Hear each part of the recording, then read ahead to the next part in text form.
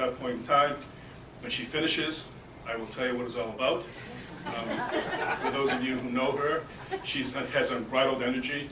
She is somebody who, in my office, is described as a whirling dervish, a force of nature, a bundle of energy, supercharged. But for those of us who know Ruth and love and respect her, we know that underneath all of those definitions is somebody who's deeply committed to justice, someone who's deeply committed to working with young people, who's deeply committed to improving those programs we've had in existence for many years, many started by my predecessor, Kevin Burke. I define Ruth as life with the volume up, way up. And I know that her two children, Jason and Leah, are here today, to my left. And you need to know that you have to be very proud of your mom. And I don't say that as district attorney, I say that as a father and a parent. She's an incredibly talented person. She's got a great heart, and she's somebody who's most deserving of this honor today.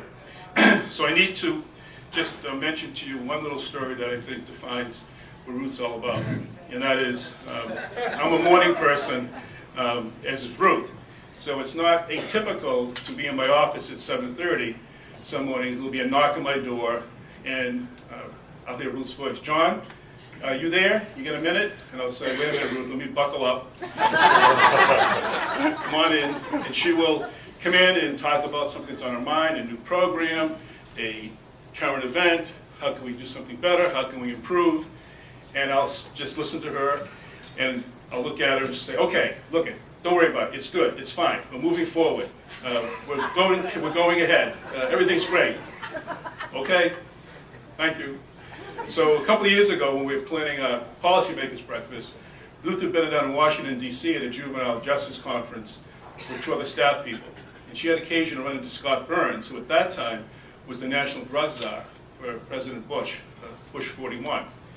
And she came back a couple of days later, said, yep, I had a couple minutes with Mr. Burns.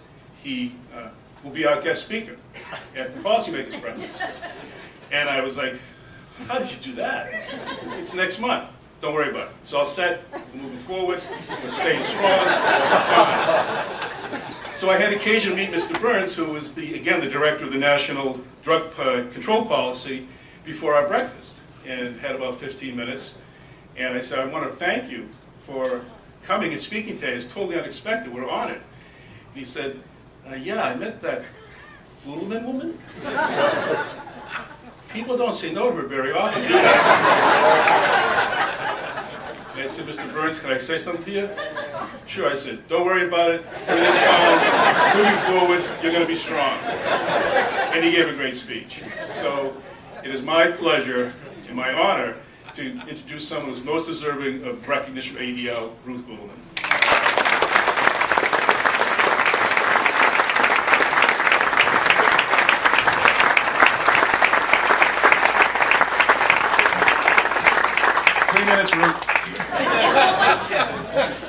Hi, thank you so much. This is the first event I can think of where all my worlds have come together just perfectly. Thank you, ADL. I have my family here, my mom's here, my two kids, Jason and Leah, relatives and friends, and it's wonderful. I have many of my pals from Temple of Adahim in Gloucester, where I spend all my free time. And I have many of my co-workers from the District Attorney's Office, where I really have had the privilege to work on juvenile initiatives with the most supportive and capable professionals for now almost 30 years. And whether I'm working at the DA's office, my temple, or with the Anti-Defamation League, anyone knows me probably would agree that I am sometimes funny, I never stop talking, but I really care deeply and passionately about the mission of all the organizations.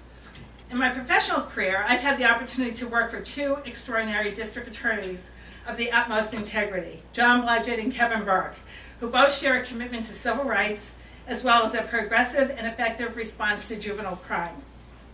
They have both allowed me the opportunity to develop strong programs addressing serious issues facing our young people and our communities. And it was through that work with ADL that we started to partner with ADL on many different things. Hate crimes education, civil rights issues, prevention programs, and more recently on keeping our youth safe with bullying and cyberbullying prevention programs. I'm really excited. We do have a new program coming out, and I have to mention that. It's Stop Bullying Before It Starts, and we're going to get it out to all the middle schools in Essex County, probably by the end of May. It looks at the roles of bullying, bystanders, hate crimes, civil rights, and it educates young people how certain bullying behavior may constitute a crime, with the obvious message to think before you act. I look forward to the important work between the ADL and the DA's office continuing. I look forward to continuing on the ADL North Shore Advisory Board and partnering with ADL on pertinent issues. And finally, and really what's most important to me, as the daughter of a German Jewish immigrant forced to leave his country in 1937, protecting one's civil rights will continue to be my mission and passion. Thank you, ADL, for the honor. Thank you, John Blodgett. Thanks to all the staff in the DA's office, state agencies, police, judges, for everything. Thanks a lot.